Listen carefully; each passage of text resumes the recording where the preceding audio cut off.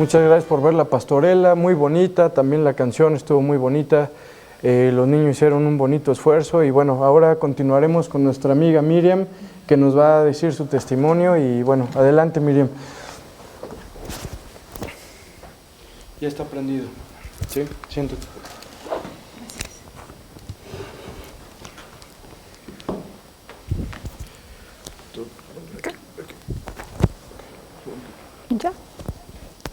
Ya me oí.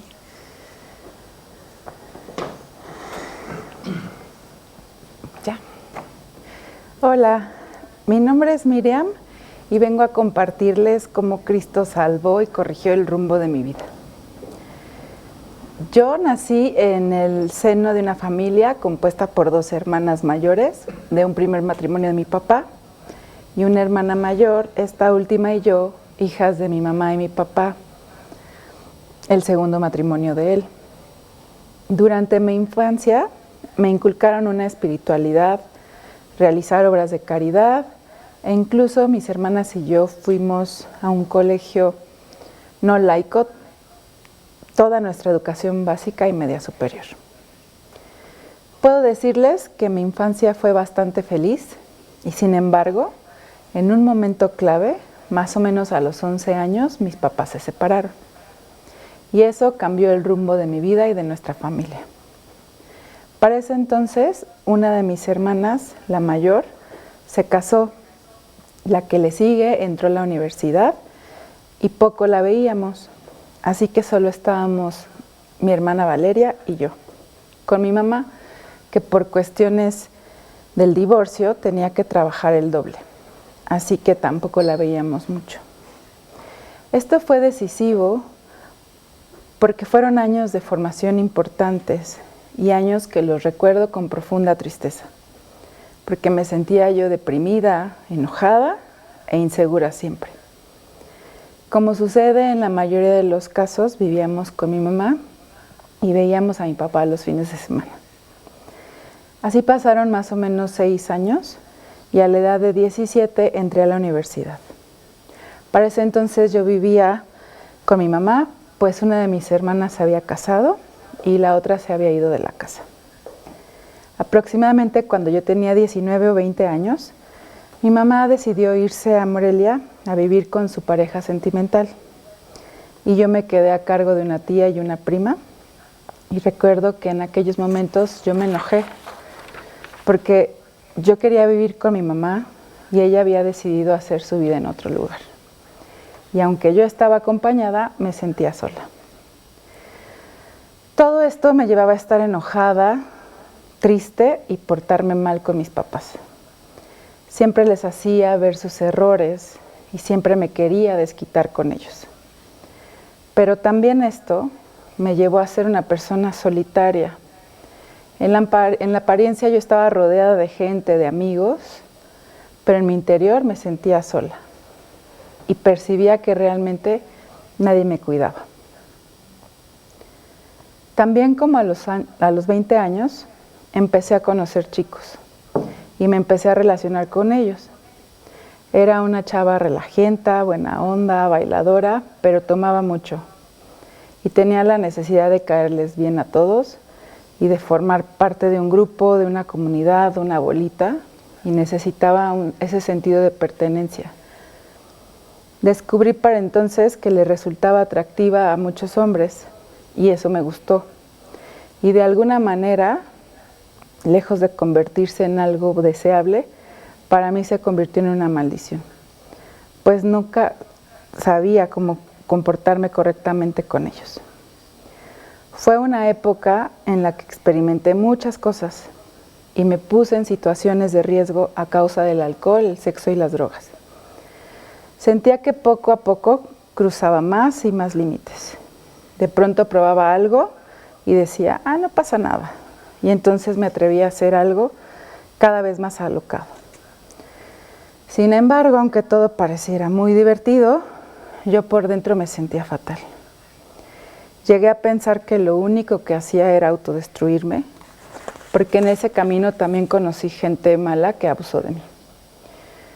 Creo que hasta ahora que lo menciono, pero varias veces en contra de mi voluntad hice muchas cosas. Y yo creí y me sentía culpable, y yo era el problema y no los demás.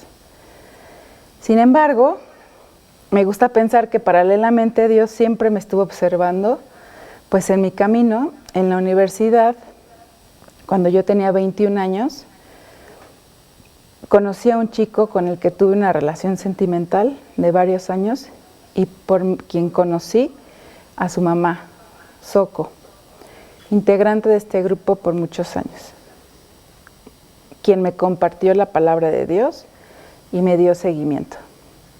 Y gracias a Dios que actuó por medio de ella, hoy estoy aquí.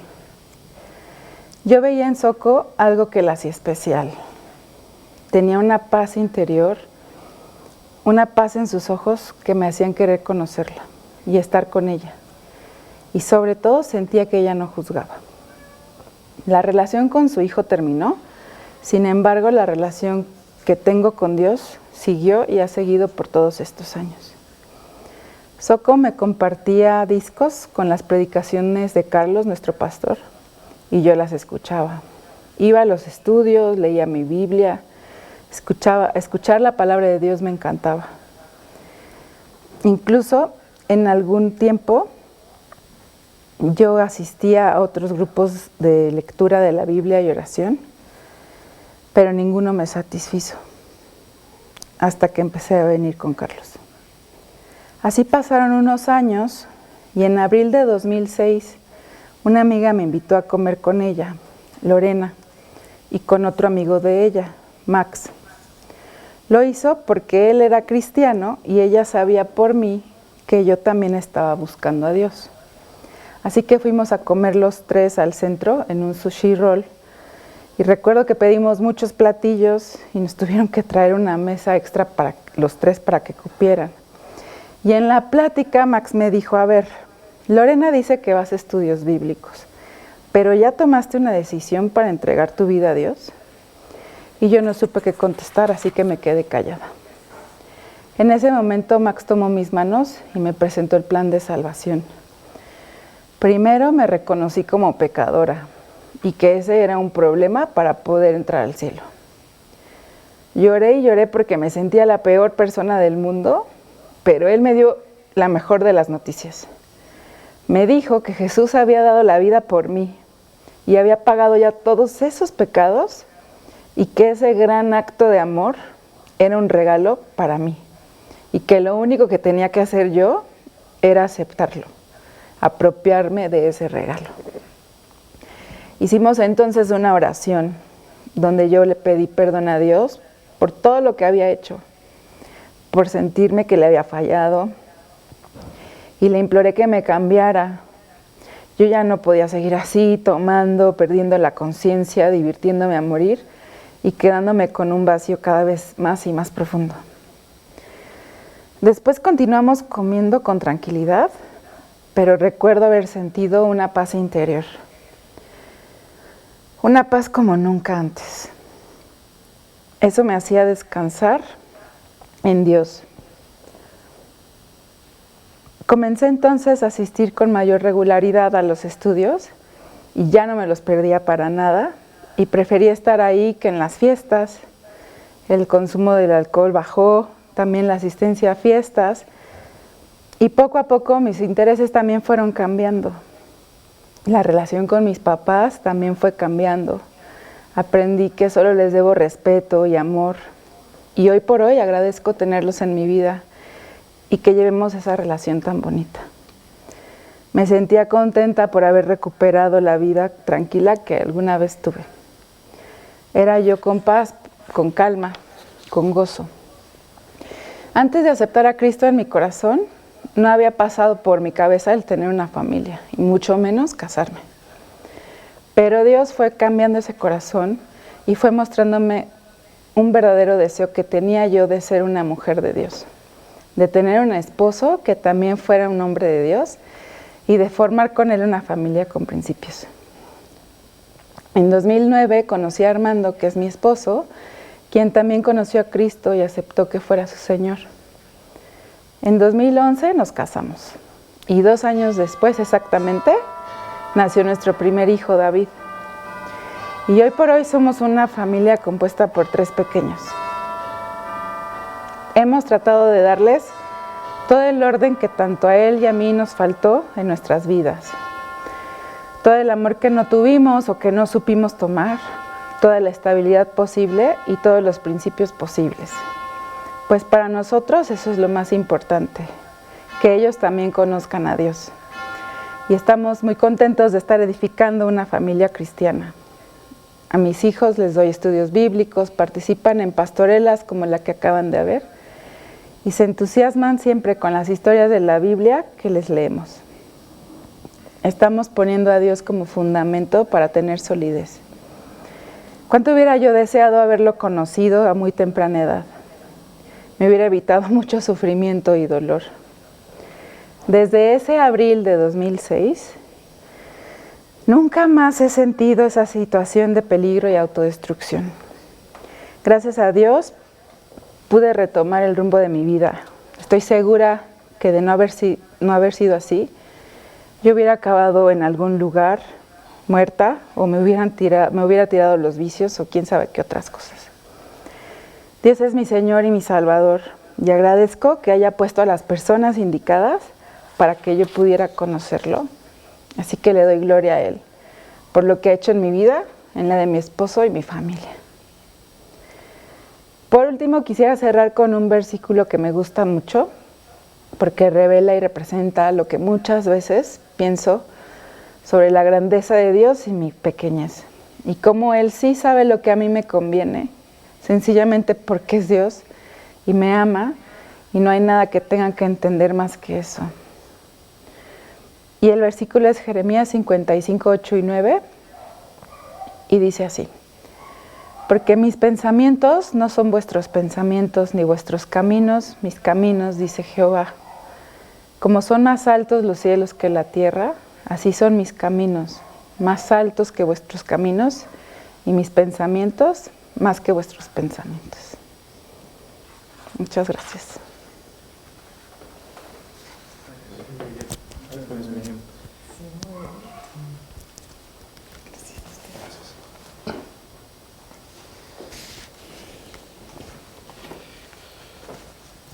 Pues gracias Miriam por contarnos tu testimonio, está muy bonito e increíble y gracias a Dios lo que ha hecho en tu vida. Bueno, ahora seguiremos con el estudio bíblico del verdadero significado de la Navidad por el predicador Armando Pedrosa. Adelante, hermano.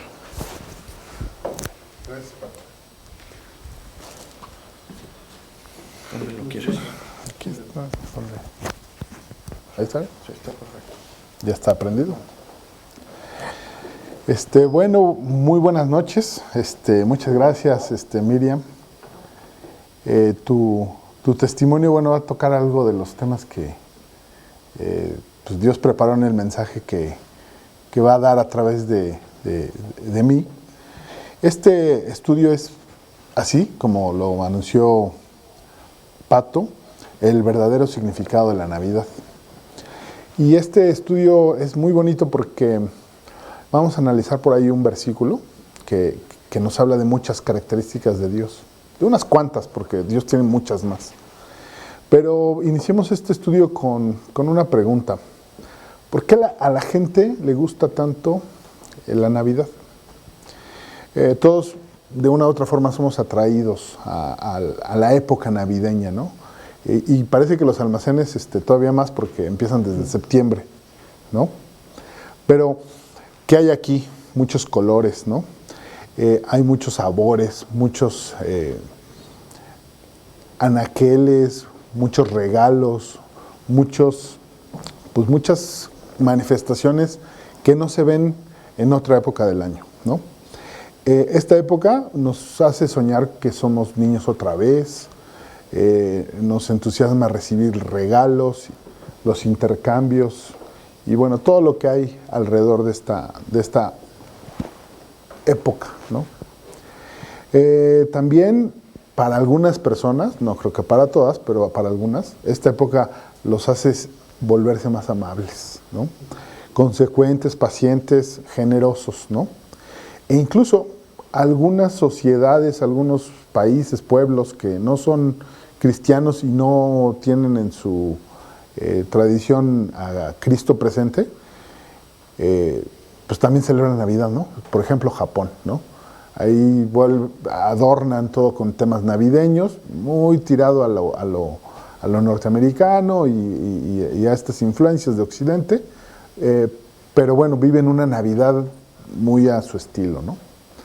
Pero aquí lo que nos preguntamos es ¿por qué? La Navidad, en sentido amplio, lo que hace es apelar a nuestros sentidos exteriores, a cómo percibimos el mundo, ¿no? Y es que nosotros percibimos el mundo a través de la vista, ¿no? Entonces, para la vista están pues todas las decoraciones, ¿no?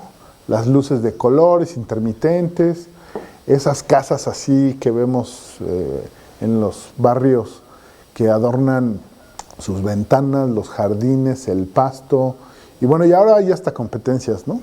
Con sincronía de música, ¿no? Entonces nos pega por la vista, ¿no? También la Navidad apela a nuestro sentido del oído, ¿no? Campanas, villancicos, la música del cascanueces, ¿no? Los guiños y todas esas canciones, pues desde rock pop, rock de los 50, 60, y bueno, ya hay hasta canciones de heavy metal navideñas, ¿no? O sea, porque pues nadie se puede quedar fuera de esto, ¿no? También la Navidad apela a nuestro sentido del olfato, ¿no? Aquí vemos que hay un olor a ramas de pino, ¿no? Por ahí, por ejemplo, hay el consejo de arrancar unas ramitas del árbol de Navidad, ponerlas a cocer para que la casa se impregne del olor a Navidad, ¿no? La comida, pues ya no se diga, ¿no? Banquetes deliciosos, suculentos y pues hasta castañas rostizadas, ¿no? ¿Qué otro sentido también nos apabulla la Navidad? Pues también el sentido del gusto, ¿no? Pues es donde las dietas se rompen, ¿no? El que hace fitness dice, voy a poner pausa, nos vemos en febrero, ¿no? O sea, porque es cuando en México decimos, se acabaron las festividades, ¿no? Entonces, la Navidad nos llega por la vista, el oído, el olfato, el gusto, ¿no? Pero todo eso es exterior, ¿no? La Navidad, además, toda esta combinación de colores, sabores, esencias, pues nos llega por los sentimientos, ¿no? Entonces la gente se pone también más emotiva, ¿no? Y es cuando también se está un poco más abierto a escuchar cosas de Dios, ¿no? O como lo dicen aquí en Tepepan, en el pueblito, ¿no? Del niño Dios, ¿no? Del niñito Jesús, ¿no? Hay una mayor receptividad a escuchar historias, ¿no? Historias navideñas, ¿no? Y entonces, lo que observamos en todo esto que les acabo de platicar es que viene de afuera, apela a cosas que vienen del exterior a nosotros, llegan por nuestros sentidos y nos mueven un poco, ¿no? Pero ¿qué es lo que pasa con esta Navidad? Que el 26 de diciembre, algunos el 2 de enero, cuando hay que regresar a trabajar, en febrero, ¿no? Los que se la prolongan hasta febrero, pues ya encuentran el punto de la realidad, el punto de la cotidianidad, y se dan cuenta de que lo que parecía que había resuelto la Navidad, pues en realidad no se resolvió. Y entonces empieza la época de depresión, ¿sí? Enero registra una tasa muy alta de suicidios en muchas regiones del mundo. En México, pues esto es muy notable, ¿no? Encuentras también que la gente encuentra depresión hasta económica, ¿no? Porque como en las fiestas navideñas hubo que regalar a diestra y siniestra, pues tienes la depresión de tus finanzas, ¿no? Y entonces a esto en México le llamamos cuesta de enero, ¿no? Entonces lo que vemos es que esta Navidad exterior de luces, de banquetes, de todos estos olores y sabores e ilusiones navideñas, pues se va a disipar, ¿no? Pero de esa Navidad no es de la que queremos hablar en este estudio, en esta ocasión, sino queremos hablar de la verdadera Navidad, ¿no? De esta Navidad que desapareció, de esta Navidad que se acaba con las fechas, pues es la que tiene el mundo, ¿no? Pero Dios tiene preparada para nosotros una Navidad diferente, una Navidad especial, ¿no? Entonces nuestra plática, por eso se llama el verdadero significado de la Navidad. Y lo que hoy te voy a compartir es lo que dice la palabra de Dios al respecto, ¿no? Te voy a compartir un mensaje que también poco a poco se ha ido olvidando y que, aunque parezca mentira, muy pocas personas escuchan, ¿no? Los mensajes de estas luces, los regalos, los banquetes, los escaparates de las tiendas, pues fueron desplazando a lo largo del tiempo, ¿no? Entonces, aquí lo que conviene mucho es preguntarnos pues, cuál es el verdadero significado de la Navidad. Y pues qué mejor que ir a la palabra de Dios para saber cuál es el mensaje real, verdadero de la Navidad en la palabra de Dios, ¿no? Entonces, bueno, les invito a que veamos, bueno, vamos a ver varios versículos, pero nos vamos a centrar en uno en particular, en el libro de Isaías, ¿sí? Uno de los grandes profetas del Antiguo Testamento. Isaías, capítulo 9, versículo 6, es donde nos vamos a centrar en esta ocasión. Isaías 9, versículo 6. ¿Qué nos dice nuestro versículo? Porque un niño nos es nacido, hijo nos es dado, y el principado sobre su hombro, y se llamará su nombre admirable, consejero, Dios fuerte, Padre eterno, príncipe de paz. ¿Sí? Este es el versículo que nos va a decir muchas cosas del verdadero significado de la Navidad. Primero que nada les tengo que decir que quien escribió este versículo pues es un profeta de Dios, alguien que estaba en contacto directo con Dios, que Dios le hablaba directamente y daba sus revelaciones a su pueblo. Y este es uno de los profetas que le llaman mayores porque escribió mucho sobre la venida del Mesías, del Salvador del pueblo judío, del Salvador del mundo. Y este versículo lo que hace es da una descripción muy precisa de quién es el Mesías, de quién es Cristo. El versículo comienza diciendo, ¿por qué un niño nos es nacido? ¿Sí? Entonces, primero lo que está anunciando es que va a venir como venimos todos, naciendo de una mujer, va a nacer y va a caminar en la tierra, ¿no? O sea, va a compartir con nosotros la humanidad. Ahora, el nacimiento de Cristo fue diferente porque Él nació de una mujer que es virgen, ¿sí? O sea, es un nacimiento milagroso.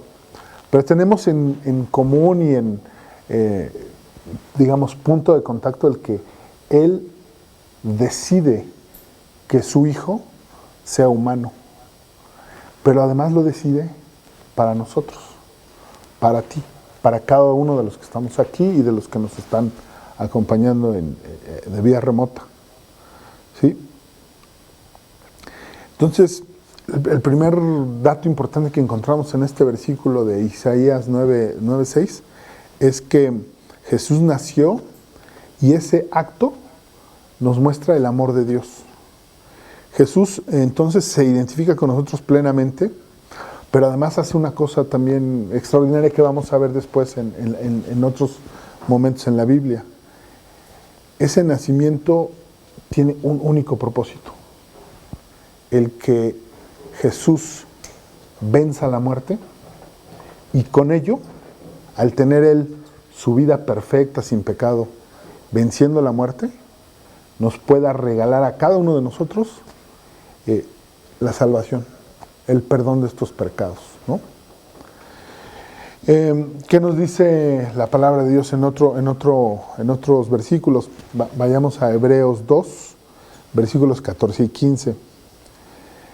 Así que por cuanto los hijos participaron de la carne y sangre, Él también participó de lo mismo, para destruir por medio de la muerte al que tenía el imperio de la muerte, esto es, al diablo, y librar a todos los que por el temor de la muerte estaban durante toda la vida sujetos a servidumbre. Entonces, el nacimiento de Cristo y la misión que cumplió, venciendo a la muerte, nos libera.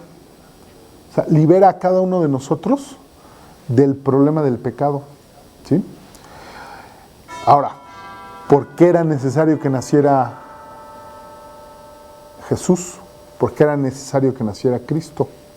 Bueno, pues porque los hombres traemos un grave problema, ¿sí? El problema del pecado. Y es que cada uno de nosotros, en algún momento de nuestra vida, muchos de nosotros, en muchos momentos de la vida, hemos pecado, hemos desobedecido a Dios. Que eso es el pecado, ¿no? Transgredir alguna de sus normas, de sus reglas. Y quien diga que no ha pecado, pues simplemente miente, ¿no? Y ya está pecando. ¿Y cuál es el problema de pecar? Si todos lo hacemos, pues ¿cuál es la consecuencia? La Biblia es muy clara al respecto, ¿no? Romanos 3:23 nos dice, por cuanto todos pecaron y están destituidos de la gloria de Dios. Entonces, bueno, ese es el grave problema. Romanos 6:23, también un versículo muy conocido, porque la paga del pecado es muerte, mas la dádiva de Dios es vida eterna en Cristo Jesús. Entonces, el nacimiento de Cristo tiene como propósito principal dar solución a este problema. Pero lo vamos a ver más desarrollado en los siguientes segmentitos del versículo de Isaías que vamos a estudiar. Ahora, es muy importante saber que también nada de lo que hagamos, nada de lo que como obra buena podamos realizar, puede borrar el pecado. O sea, ¿qué podríamos hacer para desaparecer aquella vez en la que mentimos, aquella vez donde robamos, aquella vez donde deseamos la muerte de alguien o cuando lastimamos a alguien? ¿Qué podemos hacer para borrarlo, para desaparecerlo? Y para reparar esa consecuencia que está muy clara en la Biblia. La verdad es que nada. Nosotros no podríamos hacer nada. No tenemos pues esa capacidad de reparar eso, ¿no? Pero Dios sí. Dios tiene ese poder. Y eso lo vamos a ver en las siguientes secciones del versículo. Isaías 9:6 nos continúa diciendo, porque un hijo nos es dado. O sea, aquí se confirma que ese nacimiento del que habla la primera parte de Isaías 9:6 es para nosotros. Nos es dado, ¿no? Es dado a ti y a ti que nos ves en la transmisión. Y en eso también se manifiesta el amor de Dios, ¿no? Dios, siendo nuestro creador, el Señor del universo, nos ama de tal manera que da la solución al problema del pecado que tenemos a través de enviar a su Hijo y dárnoslo a cada uno de nosotros de manera gratuita y sin que nosotros hagamos pues, en realidad nada, ¿no? Es completamente un regalo, ¿sí? Y esto lo confirma también la propia Biblia en varios momentos, pero veamos uno de esos versículos, ¿sí? Vámonos a 1 de Juan 4:10. ¿Qué dice 1 de Juan 4:10? En esto consiste el amor, no en que nosotros hayamos amado a Dios, sino el que Él nos amó a nosotros y envió a su Hijo en propiciación por nuestros pecados, ¿sí? Fíjense cómo la definición aquí de el acto de amar no es de nosotros hacia Dios, sino es de Dios a nosotros. Y de manera completamente gratuita. Porque nosotros somos pecadores y éramos enemigos, ¿no?, de Dios. Pero cuando aceptamos a Cristo, nos reconciliamos por un amor gratuito. Y dice aquí, envió a su Hijo en propiciación por nuestros pecados. ¿Sí? A mí me llamó la atención la palabra propiciación, ¿no? Y les leo una definición que viene en el diccionario de la Academia Española. Dice, sacrificio que se ofrecía en la ley antigua para aplacar la justicia divina y tener a Dios propicio. Entonces, Dios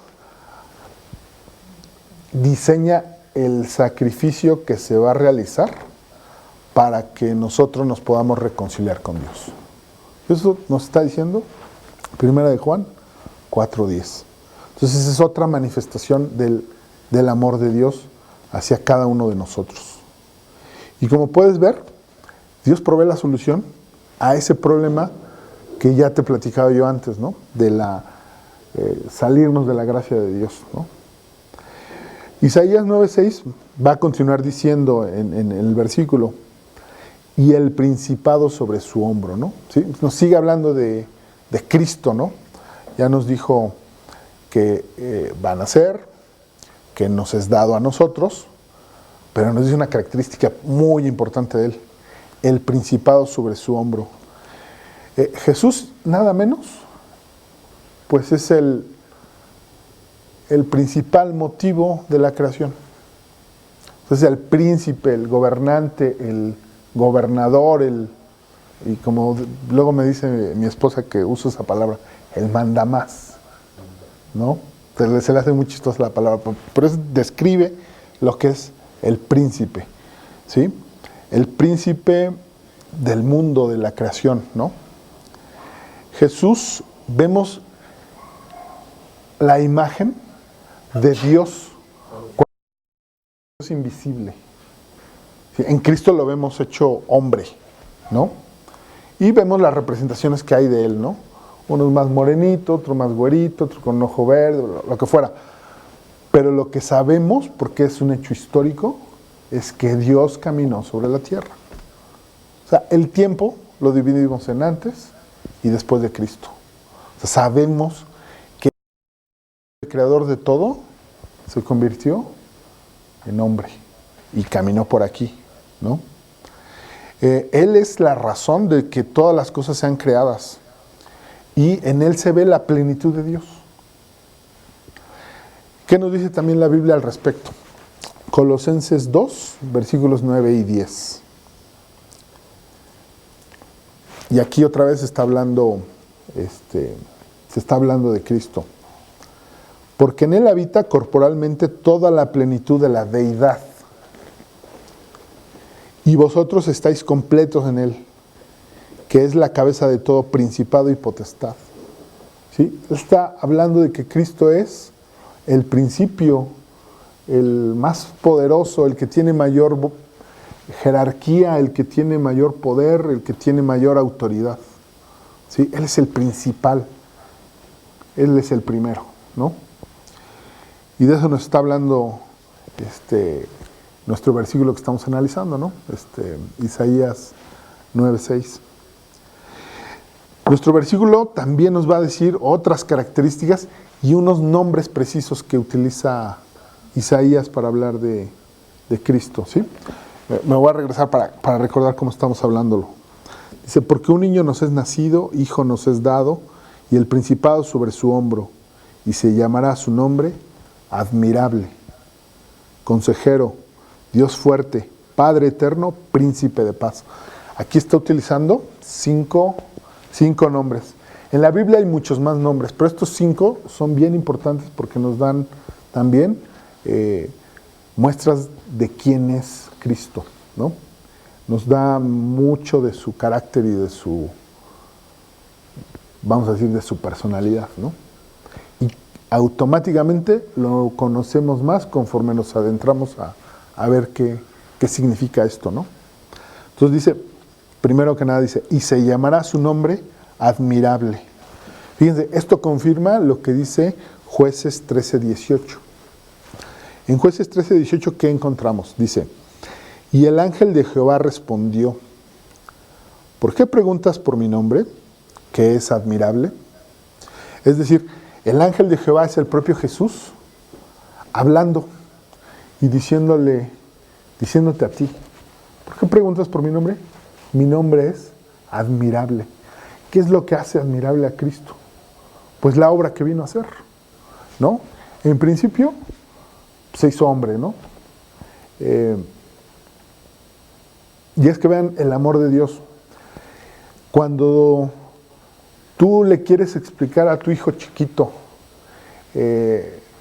por qué no debe jugar en las escaleras, una de las maneras que él la va a entender es cuando tú te pones en las escaleras y haces que te caes y que te pegas. Así hace Dios.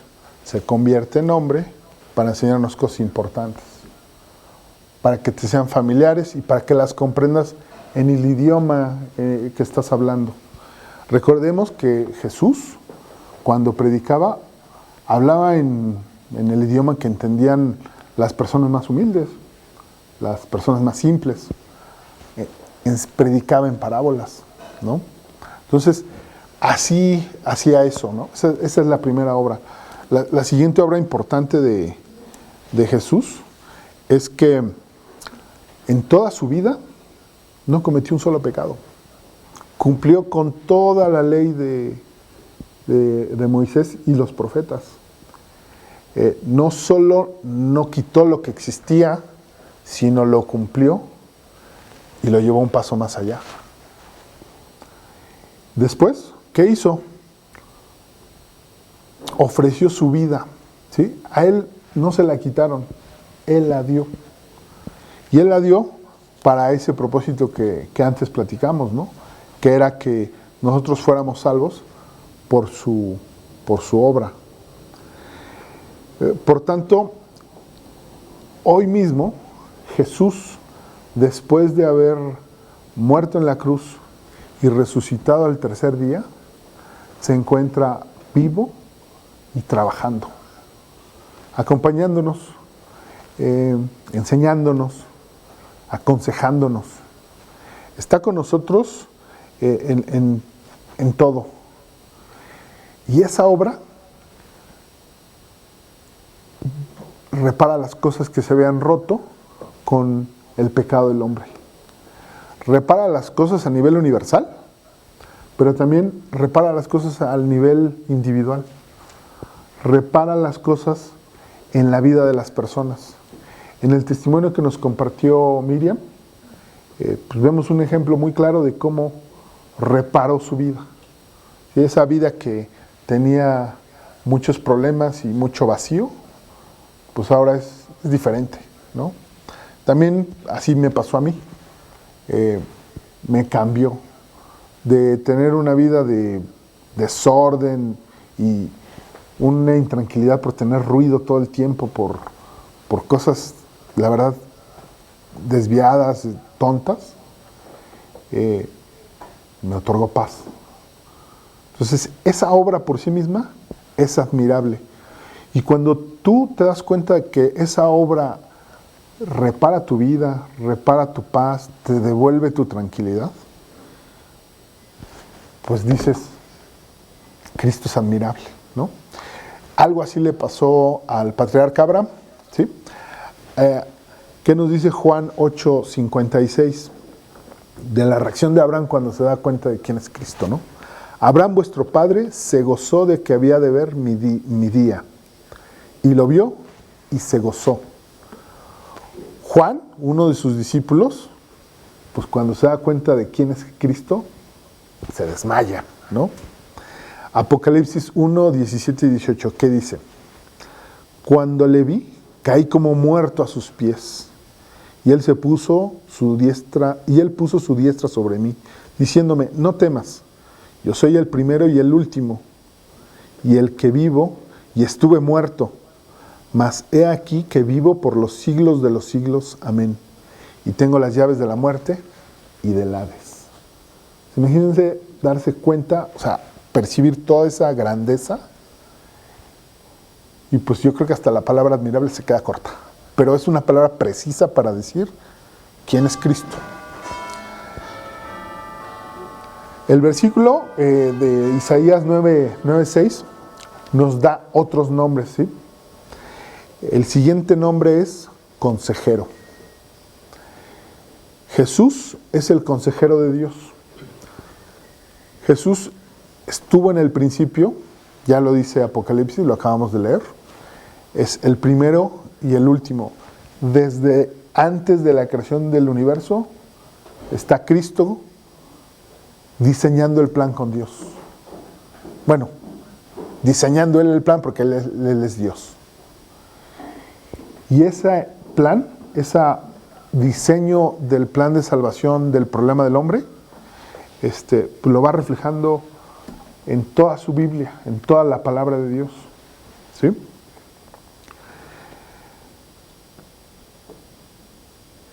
Con este plan se resuelve el problema de nuestra separación con Dios. Cristo entonces, al haber hecho este plan, pues conoce la mejor forma de reconciliarnos con Él. Y por eso decimos que es su papel, su rol de consejero. ¿Sí? ¿Qué nos dice Proverbios 8, versículos 14 y versículo 17? Conmigo está el consejo y el buen juicio. Yo soy la inteligencia. Mío es el poder. ¿Qué nos dice Salmos 16:7? Bendeciré a Jehová que me aconseja. Aún en las noches enseña mi conciencia. Pues fíjense cómo es Cristo. Hasta cuando estamos cansados en la noche a punto de dormir, a través de nuestra conciencia nos está aconsejando. Esa vocecita que tú escuchas luego que te dice, este es un problema que tengo que resolver, que no tengo que dejar para mañana, es Cristo en su papel de consejero. Pero además ahí no para. Cristo se ocupó de darnos todos los consejos que necesitamos para la vida en su palabra. Entonces, tenemos una Biblia abierta y disponible que nos dice lo que nos conviene en cada una de las situaciones de nuestra vida. Finanzas, aquí están. Relaciones de pareja, aquí están. Noviazgo, aquí está. El problema que quieras, aquí está. Y el problema grave de la muerte y el pecado, aquí está. Y en todos hay consejos, guías, instrucciones muy claritas. Ya el que los veamos complicado por nuestro duro corazón es otra cosa. Pero eso sí se encargó de hacer Cristo, de darnos un consejo diario, ¿no? Ahora la tecnología hasta nos lo facilita. Podemos agarrar las aplicaciones de teléfono y programarnos el consejo, el versículo diario, ¿no? El proverbio diario, el salmo diario, ¿no? Y tenemos un segmento de la Biblia cada uno de los 365 o 366 días en año bisiesto, ¿no? De todo eso se ha encargado Dios, de que tú tengas consejo diario para tu vida y consejo cuando lo necesitas por algún problema que llegues a tener, ¿no? Entonces, por eso, Cristo es el mejor consejero, el consejero. Isaías 9:6 también le da otro nombre a Cristo y le llama Dios fuerte. Imagínense lo que es decir Dios fuerte. O sea, de entrada Dios es el único. Para además reafirmar su carácter diciendo que es fuerte. Cristo es el creador de todas las cosas. ¿Qué nos dice Salmos, capítulo 104, versículo 1 y el versículo 4. Del versículo 1 vamos a agarrar nada más la segunda parte, pero lo vamos a leer todo. Dice, bendice alma mía a Jehová, Jehová Dios mío, mucho te hace engrandecido, te has vestido de gloria y de magnificencia. ¿Sí? Estamos hablando de este Dios fuerte, del que se ha engrandecido y que se ha vestido de gloria y de lo magnífico de todo lo que existe. El versículo 4, el que hace a los vientos sus mensajeros y a las flamas de fuego sus ministros. Fíjense de qué Dios estamos hablando, de alguien que tiene control de todo lo que existe, de las fuerzas de la naturaleza, que manda mensajes con los vientos. Pues estamos hablando de huracanes, estamos hablando de brisas. Depende del mensaje, ¿no? Cuando te quiere sacudir, cuando andes en un crucero, de esos enormes, pesadísimos, Dios es capaz de sangolotearlo, ¿no? Así de claros pueden ser sus mensajes, ¿no? Y es poderoso de una manera que nuestro entendimiento no va a alcanzar a comprender, ¿sí? Vamos a leer varios versículos de Isaías 40, ¿sí? Versículos 12, versículos 22, 23, 25 y 26. ¿Qué nos dice Isaías respecto de este Dios fuerte? ¿Quién midió las aguas con el hueco de su mano y los cielos con su palmo? Con 3 dedos juntó el polvo de la tierra y pesó los montes con balanza y con pesas los collados. Fíjense, con las manos haciendo estas cosas, ¿no? En la mano de Dios, montañas, valles. Mi esposa y yo acabamos de ir a Chihuahua, a los... las Barrancas del Cobre, y de veras te maravillas de la obra de Dios. Cómo talla todo, las cosas grandes del mundo, ¿no? Que obvio la obra del hombre no se le puede comparar. O sea, el rascacielos más alto no le llega a eso. Y luego vemos cómo hay unas piedras sobre piedras, pero bloques enormes de piedra sobre otra piedra, y uno dice, ¿cómo llegaron ahí? ¿Qué mano las puso ahí? ¿Qué maquinaria se necesitaría para mover eso? No existe. Solo Dios puede mover eso. El versículo 22 de Isaías 40. Él está sentado sobre el círculo de la tierra, cuyos moradores son como langostas. O sea, los moradores de la tierra son pequeñitos, son insectitos. Él está sentado en el círculo de la tierra. Él extiende los cielos como una cortina, los despliega como una tienda para morar. Versículo 23. Él convierte en nada a los poderosos y a los que gobiernan la tierra hace cosa vana. Versículo 25. ¿A qué pues me haréis semejante o me compararéis? Dice el santo. 26. Levantad en alto vuestros ojos y mirad quién creó estas cosas. Él saca y cuenta su ejército. A todas llama por sus nombres, ninguna faltará. Tal es la grandeza de su fuerza y el poder de su dominio. ¿Sí? O sea, Isaías en estos versículos nos da una descripción de un Dios poderosísimo. ¿Quién podría ser más poderoso que Él? Tanto poder tiene que Cristo vence a la muerte. Hechos 2:24. Al cual Dios levantó, sueltos los dolores de la muerte, por cuanto era imposible que fuese retenido por ella. Ya era imposible que Cristo fuera vencido por la muerte. Es ese Dios fuerte del que nos está hablando. Ese Dios fuerte es el nacido y dado para ti. ¡Wow! ¿No? Otra vez decimos, admirable, ¿no?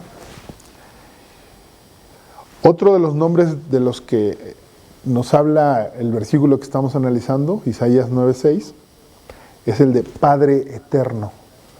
¿sí? Y aquí yo fue cuando dije, o sea, wow, Isaías está hablando de cosas muy, muy profundas, ¿no? Porque está hablando de un niño que nos es nacido. Pero en el mismo versículo nos está hablando de Padre eterno. Ese niño que nos es nacido es el Padre, o sea, el Creador, el Señor, pero además dice eterno. ¿Qué es lo eterno? Lo que siempre existe. O sea, siempre ha sido el Padre, siempre ha sido el Señor, siempre ha sido el mandamás, ¿no? Dice Salmos 103:17, mas la misericordia de Jehová es desde la eternidad y hasta la eternidad sobre los que le temen, y su justicia sobre los hijos de los hijos. Pues, ¿qué nos está diciendo aquí?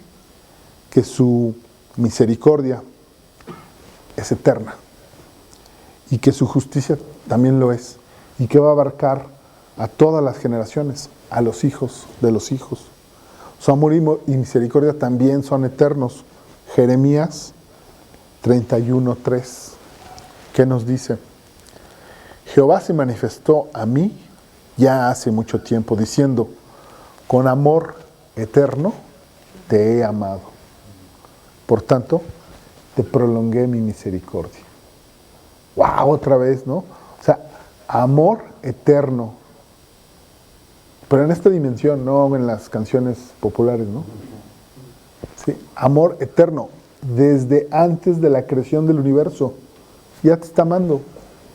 Ya tiene un plan para salvarte. Ya te tiene inscrito en el libro de la vida. Y hasta después de tu muerte. Vas a morir, pero vas a estar con Él en su reino, compartiendo con Dios esa nueva vida, ¿no? Eterno con Él. Entonces, tiene preparado todo esto, ¿no? Este Padre eterno. Y bueno, el quinto nombre que utiliza el versículo de Isaías 9:6 es el de Príncipe de Paz. Cristo es el único que ofrece la paz que el hombre busca, pero que el hombre por sí mismo no encuentra. En el testimonio de Miriam hace un rato, nos decía eso, que ella de pronto se encontraba también en una búsqueda, ¿no? Mientras tenía ciertos problemas, al mismo tiempo necesitaba de Dios, ¿no?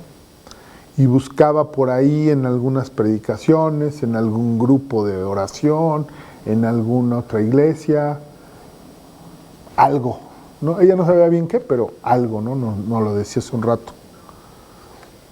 Por sus fuerzas no lo encontró, sino fue la gracia de Dios la que la puso en el lugar correcto, con las personas correctas, para que escuchara el mensaje. Y ese mensaje, una vez que lo hizo propio, pues le vino paz, ¿no? O sea, eso es lo que logra Dios, ¿no?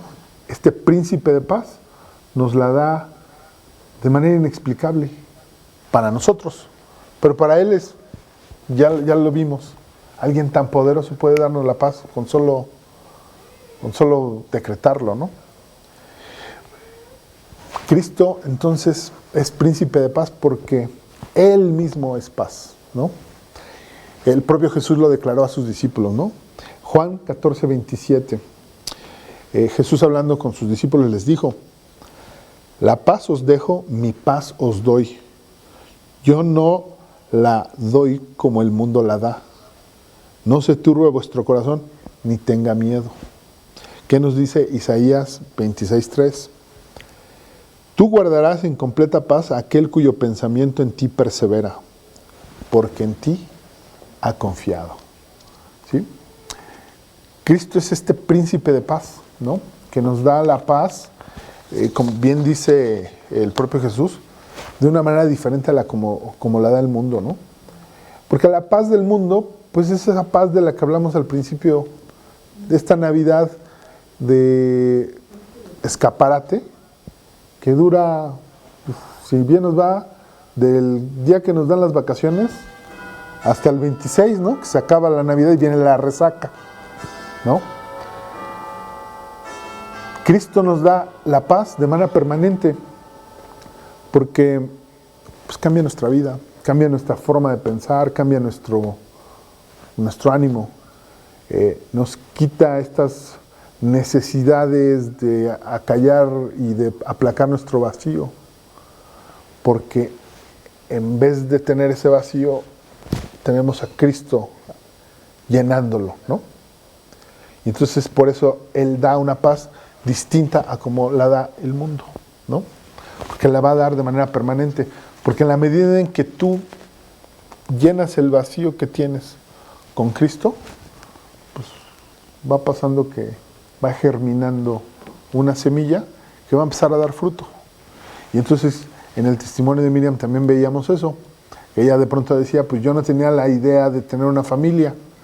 Y ahora al final de su testimonio describe que tiene una familia, que ya esa familia tiene hijitos y que esos hijitos está interesada en que también tengan este conocimiento, este entendimiento y estas bendiciones. Esa es la paz de la que nos está hablando Isaías 9:6. ¿Sí? ¿Qué otro versículo nos habla de la característica de príncipe de paz? Isaías 26:12. Jehová, tú nos darás paz, porque también hiciste en nosotros todas nuestras obras. Juan 16:33. Estas cosas os he hablado para que en mí tengáis paz. En el mundo tendréis aflicción, pero confiad, yo he vencido al mundo. ¿Sí? Aquí Cristo, el propio Jesús nos está diciendo, esta paz es verdadera. Y tengan confianza porque yo ya vencí el mundo, vencí la muerte. Pude vivir en ese mundo, en el mundo que nosotros vivimos, y pude tener una vida perfecta. Para que tú te apropies del regalo de mi venida, de mi nacimiento y de que nos lo da Dios, ¿no? Nos da Dios a este niño. Entonces, este es el Cristo de estos 5 nombres, ¿no? Que podemos decir el Cristo infinito, ¿no? Que tiene este y muchos otros títulos más. Y si nos pusiéramos a hacer un estudio de los nombres de Dios, bueno, aquí nos podríamos pasar muchísimas horas más. Este estudio nada más habla de estos 5 nombres, ¿no? Y estos 5 nombres nos dicen 5 grandes características de Cristo y de este regalo que está dicho en Isaías 9:6, ¿sí? Porque un niño nos es nacido, ¿no? Y ese es el regalo de la Navidad, ese es el significado verdadero de la Navidad, que Cristo es el regalo, ¿no? Que Cristo es la verdadera Navidad porque con el nacimiento de Cristo, el hombre por fin puede regresar a reconciliarse con Dios. Al haber estado separado por el pecado, Cristo resuelve ese problema. Quien acepta a Cristo y lo declara Señor y Salvador, tiene perdonados sus pecados y con ello puede acceder a la vida eterna que promete Dios. Ese es verdaderamente el regalo de la Navidad, el significado profundo y real. Este regalo puede ser tuyo, ¿sí?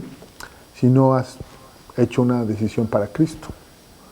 Y si aún no haces esa decisión, te invito a que inclines tu rostro y me acompañes en una oración para dar finalización a esta plática. ¿Sí? Entonces, Padre bendito, vengo esta noche ante ti y vengo con todos mis pecados, con todas mis transgresiones, con todas mis desobediencias, con todos mis enojos, con todo mi vacío. Y vengo a pedirte perdón por esos pecados, reconociendo, Padre, que tú eres el creador de todo, que tú eres este Dios fuerte, este Salvador admirable, este consejero. Y, Señor, yo quiero que tú seas el Señor de mi vida, porque reconozco, Padre, que yo no puedo con esta vida que he llevado, que yo no puedo resolver mi problema de separarme de ti. Y solo podría acceder a eso al reconocer que Cristo, que tu Hijo, murió y resucitó para poder sanar mis pecados, para que mis pecados sean perdonados. Al reconocer yo a Jesús como mi Señor y Salvador, Señor, te quiero poner en el trono de mi vida, que seas el primero a quien seguirte. También, Padre, te pido que seas mi consejero y que me muestres en tu Biblia todo eso que son lecciones que quiero aprender para cambiar mi vida. Padre, te pido todas estas cosas en nombre de tu Hijo bendito, este niño que tú nos das como regalo y que nos permites a través de él conocerte y ganar la vida eterna. Te agradezco y te pido todas estas cosas en nombre de Cristo Jesús. Amén. Y bueno, pues ese es el estudio de hoy. Gracias. Y buenas noches.